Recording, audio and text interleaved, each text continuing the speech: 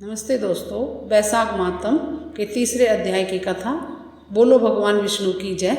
जो मनुष्य वैशाख मास में ब्राह्मणों को सुंदर चारपाई का दान करता है और उस पर सोए हुए ब्राह्मण को हवा करता है तो संपूर्ण धर्मों के साधन से उसका शरीर निरोग रहता है। वह योगियों से भी दुर्लभ मोक्ष को पाता है।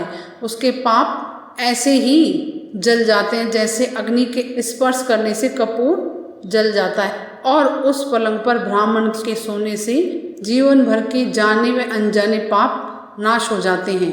जीवन भर के पापों का नाश हो जाता है और वह इस जन्म में सुखों को भोगता है और उनके कुल की भी वृद्धि होती है। यश और धैर्य मिलता है। जो वैशाख मास में ब्राह्मण को सुंदर तकिया दान करता है उसके सभी पाप नष्ट हो जाते हैं।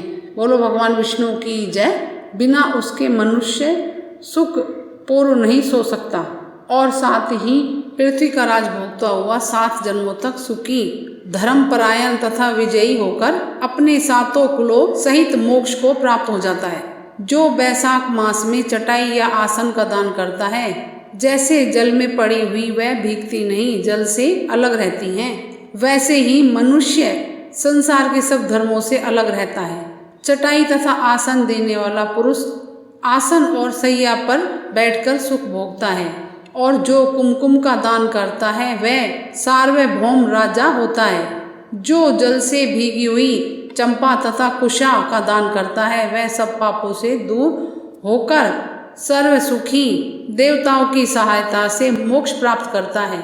जो मनुष्य मेष संक्रांति में केतकी और मल्लिका का दान करता है, जो सुपारी, सुगंधित द्रव्य तथा नारियल का दान करता है, वह 7 जन्म तक ब्राह्मण के घर जन्म लेकर 7 कुलों सहित भगवान विष्णु को प्राप्त होता है। बोलो भगवान विष्णु की जय। जो ब्राह्मण के विश्राम के लिए मंडप बनाकर देता है उसका अनंत फल होता है। जो छाया मंडप बनाकर बालू गिरवाकर प्याऊ लगाता है वह भी स्वर्ग का स्वामी होता है।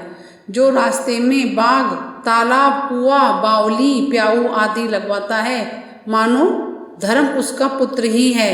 और साथ में उत्तम शास्त्रों का सुनना, तीर्थ यात्रा, जलदान, सत्संग, अन्नदान, इसके अलावा पीपल का वृक्ष लगाना ये पुत्र के समान ही है।